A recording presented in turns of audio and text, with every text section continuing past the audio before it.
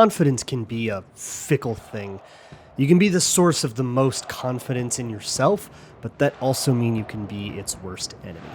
Welcome to the Locked On Vikings podcast.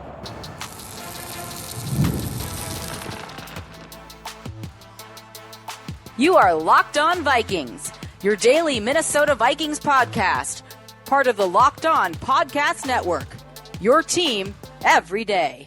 If you listened to the Jonathan Allen episode of the Everyman series here on the Locked On Vikings podcast, you'll know that somewhere around 2008, 2009, he was just getting to Stonebridge High School in Ashburn, Virginia to start his football journey at a more serious pace.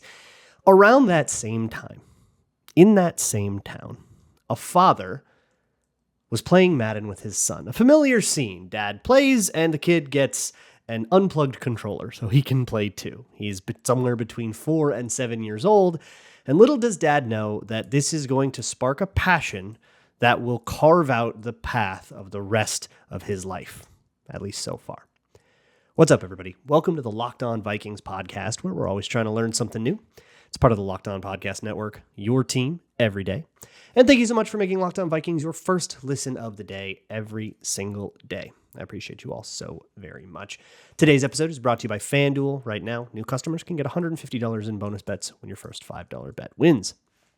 Today, we are continuing with the Everyman series. We got Ty Felton today, the rookie and the second acquisition from Stonebridge High School in Ashburn, Virginia. I'm very tickled when that kind of thing happens.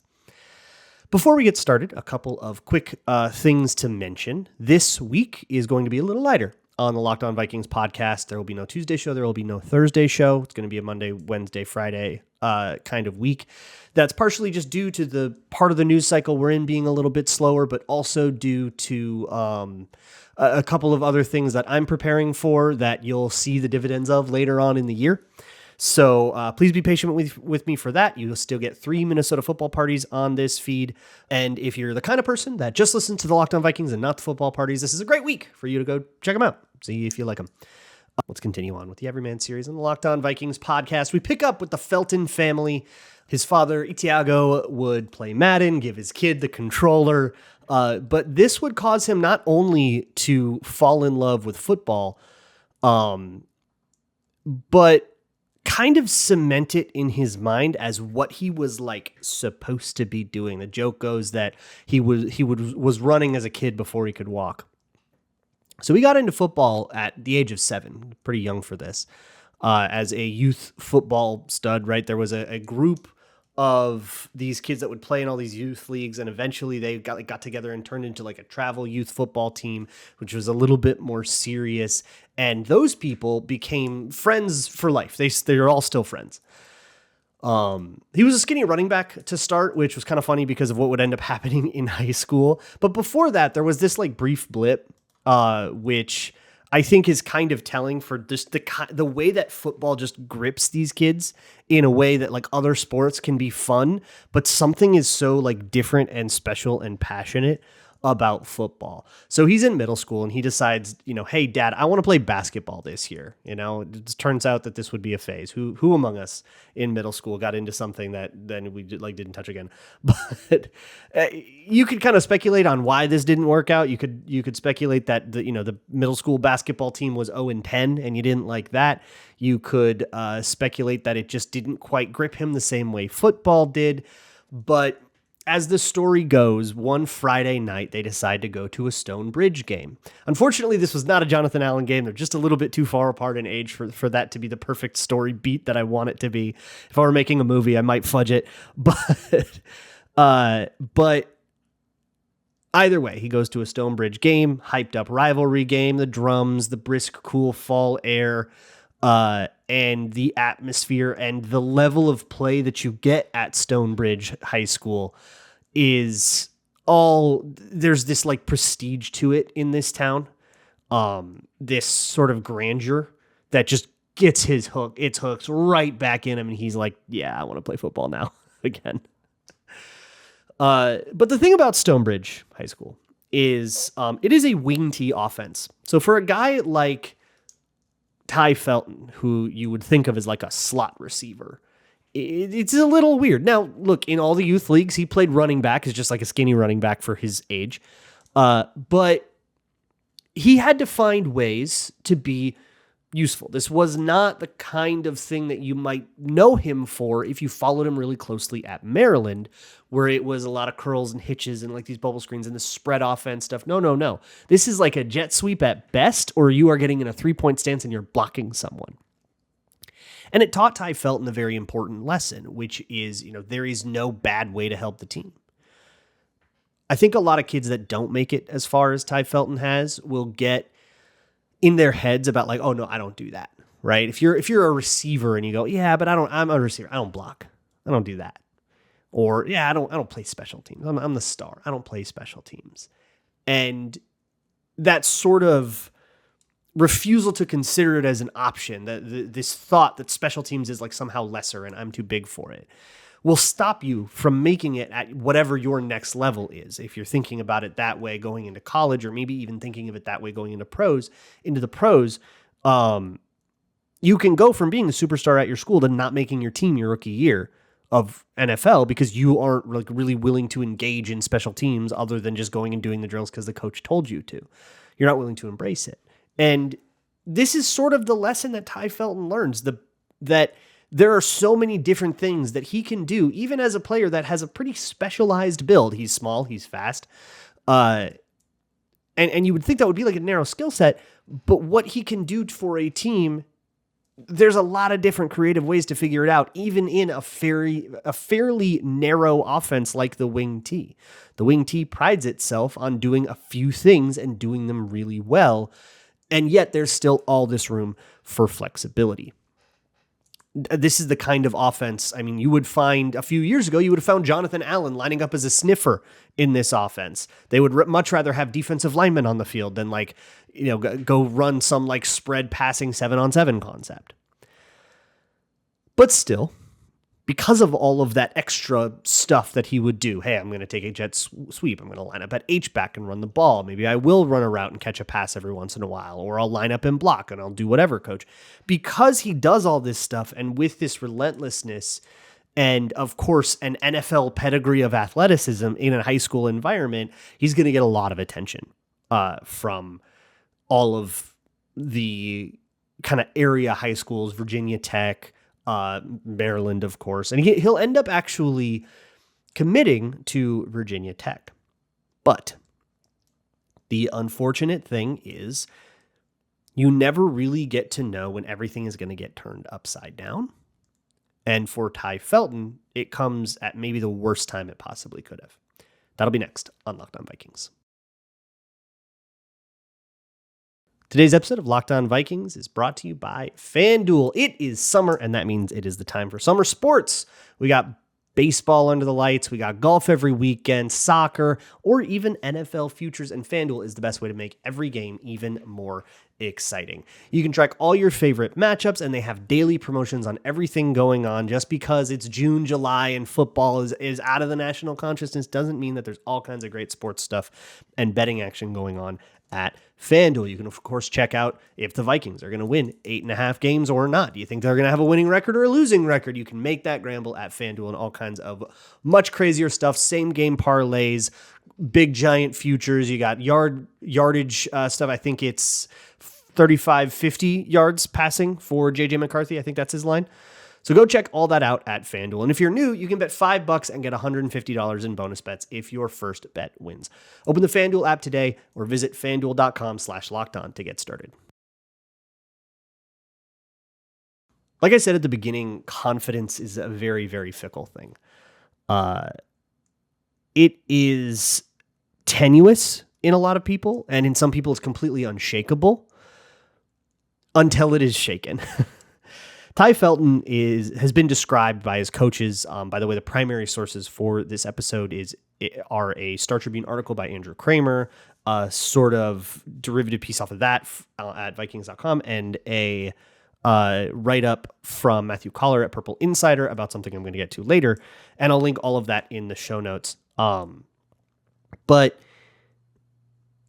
suffice to say, in those pieces, you get these moments of Ty Felton's confidence in himself kind of flittering. If ever there is a mistake, he really is the kind of kid that'll beat himself up over it. And I think you learn a lot about a person, the way that like they react when they've made a mistake and it's obvious. Some people will still deny it, and it takes them a while to really accept that they've made a mistake. Some people will internalize and blame themselves for a mistake, even if it's not their fault. And you've kind of got everything in between. Ty Felton is part of that latter group. And it's something that like Maryland's coaches have said to Keenan McCardell and told reporters like, yeah, this is what I told Keenan. He gets down on himself and you got to kind of manage that. And it's like a personality type, but that kind of thing comes in really hard when Ty Felton tears his ACL in a punt return his junior year. It's a non-contact injury. He just plants, cuts, jukes like he always does, like he has been juking since he was 7 years old. But this one, he just hits the perfectly wrong angle and he tears up his knee and he won't play football for 18 months. He'll miss all of his senior season, I think, for maybe one game.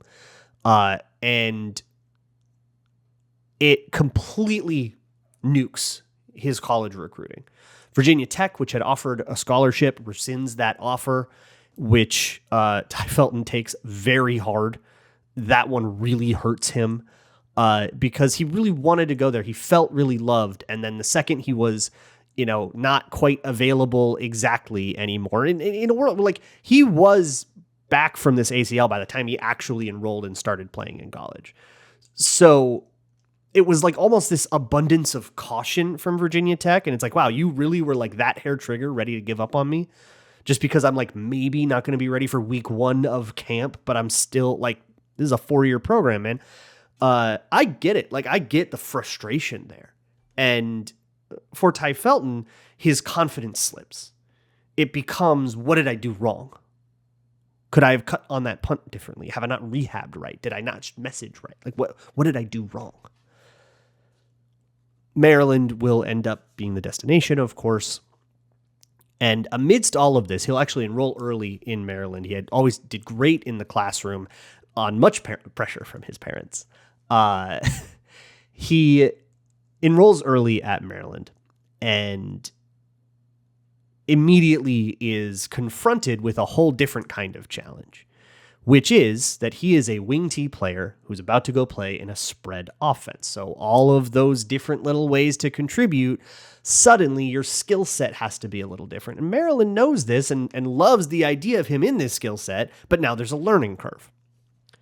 And that learning curve will take a while, which makes Ty Felton into something of a late bloomer college-wise. He's sort of overshadowed by some other guys, some other names that don't really go anywhere in the NFL, including, practice squad type dudes like Jayshon Jones, who is a friend of Ty Felton's, who they played together for a few years in Maryland.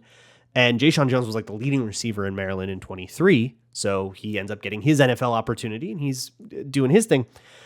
And it isn't until 2024 that Ty Felton really breaks onto the national consciousness. The play where this happens is one you might be familiar with if you watch college football at all, or if you Googled Ty Felton highlights after the Vikings drafted him. This is probably the play that came up. It's against Connecticut, and it's a bubble screen. There's two guys that vice in on him really well. One of them kind of falls off of his leg. He like spins around. The other one over pursues, and you blink, and suddenly he's free. And he's faster than these guys, even though they're maybe a half a yard behind him. He's so much faster that they cannot catch him, and he's gaining ground. And he makes one more cut, makes another guy miss, and he's gone. And it turns into a touchdown. This is described as, the play where you see everything you need to know about Ty Felton. You see all of his skill set on display. He catches the ball, you see the juke, you see the strength, the power running through people, and then the speed at the end. And that play is such a just like mind-melting highlight that it sort of puts him into, it drums up a lot more hype. And then you see him kind of making plays like that again over and over in the season. And it starts to build into an actual draft pedigree. A real one, with like a structurally solid one, not just a little bit of hype because he got on SportsCenter top 10. Like, this guy's going to be a day 2 pick. And he knows he's going to be a day 2 pick. He is excited about this prospect. And on that Saturday, he invites over everybody. There are over 100 people at this draft party watching on TV, waiting for Ty Felton's phone to ring. And we've talked about these draft parties a lot on this series and this sort of palpable tension that's always at them until the name gets called. Because there is always, the draft is unpredictable. There is always a world where you don't get your name called and everybody showed up for nothing. And you got to stand up in front of the room and go, hey guys, I know this didn't turn out the way we wanted. You're still welcome to come over tomorrow morning and see if we're going to get drafted in round 5. Sorry for wasting your time. Like you have to like stand up and say, thanks for coming. We didn't get it. And like confront that head on with all that egg on your face. There is a video of this, the making of which is the subject of Matthew Collar's piece at Purple Insider.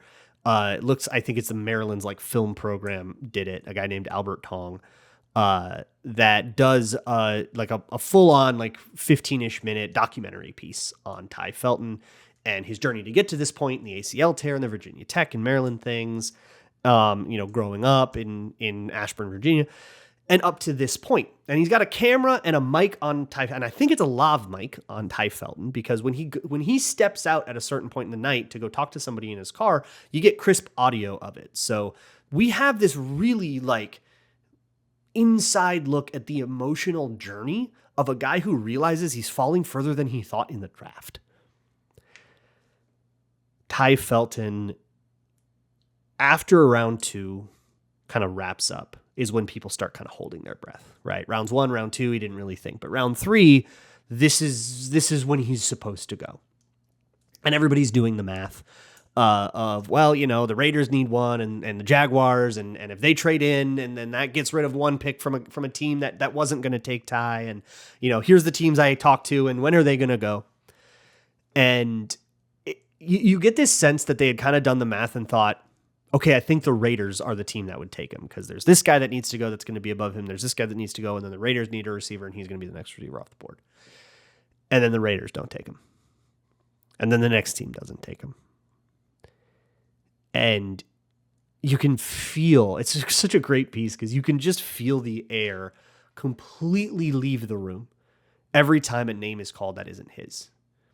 And, the way the draft works and how behind the broadcast is the actual thing, you kind of know, like if somebody's walking, if like the guy's walking up to the podium and announcing the Raiders pick and nobody's phone is rang, you kind of know it's not going to be him, but you still like, you hope that, like, I don't know, maybe they're behind and they're not calling you yet or something like that. This is the moment where, he steps out and everyone's like, oh my God, are you okay? Like, what's going on? He's like, no, I'm fine. I just gotta, I just need some air. And he goes into his car and he is talking to, I'm not sure who. It could be anybody. This house is filled with his old traveling youth team, with his high school coaches, friends, family. I mean, this is like everybody this guy possibly knows. I have no idea who's in the car here. But he goes out into the car and somebody's like hyping him up. Like, hey, you got to be down before you can be up. You got to be down before you can be up. It's okay. I don't know if there's tears in that conversation, but it kind of sounds like it. I'm unfamiliar enough with Ty Felton's voice that it could be the other way around. Ty Felton's hyping himself up to somebody, but either way, he goes out to the car and he kind of collects himself. And meanwhile, his mom is saying, hey, if it goes, if this goes bad, I'll be the one to go up in front of the room and, kind of address everybody. He walks back in, and then pick 102 is up. And on TV, it's like pick 100, 101, and you're kind of going like, man, like the night is over. We didn't make it. But then his phone rings. And it's always funny at these things because not everybody in the room is sitting there watching Ty Felton's phone. A couple of people next to him see him answer the phone and, the kind of his demeanor like shift and go, hey, everybody, shh. Everybody shut up.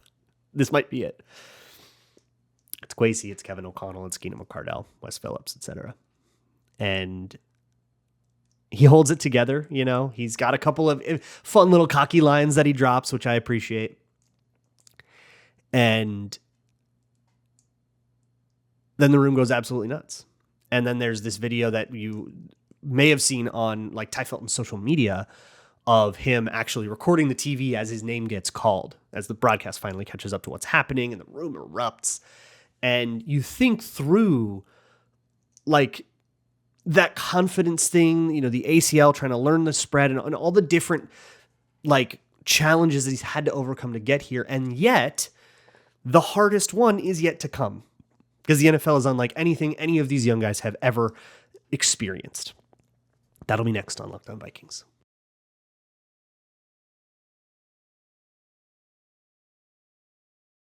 Ty Felton is very far from realizing the success that he dreams of as a kid. He's just a rookie, a third-round pick, right? There's a long way to go, no matter how you feel about the pick, which this episode isn't about that. And to make it to the next level, or to make it to the next kind of tier of success, I think a few things need to go down, but there's a path that you got to clearly be eyeing. And that path is the one I think the Vikings have drawn out for him too, that you start on special teams. Maybe you get the returner job if they don't want to give it to Isaiah Rodgers because he's too important on defense. You play on, kick coverage. You play as a punt gunner. Almost certainly he'll play as a punt gunner. I think that's like the thing Matt Daniels was most excited about with him was as a punt gunner. And you sort of earn your keep that way. Maybe get in a little bit from scrimmage your rookie year, but it's probably not important because right now, the way the Vikings have spoken about Jalen Nailor, it sounds like he has that wide receiver three job pretty locked up. And barring, something happening at camp that upends the status quo, like an injury to Jalen Nailor or somebody has a super, super surprising, surge in camp KJ Osborne style, 2021, I think was that year. That's probably going to be your three. Jefferson, Addison, Nailor is probably your three. And like Kevin O'Connell's already talking about it like it's a done deal. Oh yeah, JA, JJ, Speedy, those are our guys. Like that feels like a done deal going in. And so the expectation on Ty Felton is not to win that job right away. We're picking you not thinking that you're going to come in and beat up Jalen Nailor and take his job right away. Jalen Nailor's in the last year of his deal. He's going to leave, and that's when you take the job. That is the path for Ty Felton, which gives him this sort of functional redshirt year while still suiting up. This isn't the redshirt year in the way like Levi Drake Rodriguez had a redshirt year last year, where he was a healthy scratch for most of the season. No, he's going to be suited and he's going to be on special teams all the time. And that means he's going to be available if someone twists an ankle. If the wide receiver depth does get tested, Ty Felton's going to be the guy that goes in. Or if somebody ran a couple goes and needs 2 reps to catch their breath, okay, you're going in, kid. Like that's going to be how it works. Getting kind of Trent Sherfield-esque minutes. That's probably about the role that he's replacing, at least to start. And that gives him the year to adapt, again, to a very different kind of world. If he was a wing T kid in high school and a spread kid in college, now he's somewhere in between those things with an offense that's built so much more on timing than it is on spacing, unlike a spread offense, which I think is much more built on spacing and like angles and geometry, where the Kevin O'Connell and Sean McVay style offenses are built on precision timing, being in the right place at the right time. That's a different thing, a different way to run routes, a different way to do things. Keeping up with the growing demands of special teams. When you have a special teams job, you will spend every single year of your career fending off some young, hungry kid that did it for 4 years at a tiny school that thinks that they're going to come in and prove everybody wrong. We've covered a few of those this year on the Everyman series, these undrafted rookie types that, are just, oh, well, coach, just give me a chance. Just you wait, I'll show you. You got like 3 or 4 of those coming at you every single year. Not to mention, if you do take the wide receiver 3 job, that's one of those jobs where, again, the young, flashy guy, next time the Vikings draft a receiver, they're not going to go over in the next 4 years. At some point, they're going to draft a receiver that is the young upstart that now challenges Ty Felton. The challenges in the NFL never cease. I don't think I'm on too controversial of ground for that. And it will test him, physically, of course, and talent-wise and as a football player, but mentally as well. For the kind of guy who gets down on himself in confidence, how does it affect you when they draft a receiver in the second round 2 years into your career? Do you take that as a challenge? Do you rise to it? Or do you take it as, a blow to the gut, and can you recover from it? I think as we grow up, we get better at those things because we experience those challenges. We get to kind of callous those parts of our emotional well-being. And that might very well be crucial to Ty Felton's story, no matter how it goes moving forward. For whatever it's worth, everybody who's worked with this kid raves about the kind of person that he is, the kind of worker that he is. He gives a very, and I don't mean this to be the backhanded compliment it sounds like, it's a very special teams vibe. In so far as he'll do coffee runs if that's what you tell him the team needs. He'll do anything. He'll line up, like I said, 3-point stance and block with his hands in the dirt. He'll pop in on special teams. He'll take a hit. He'll lay out for the ball. The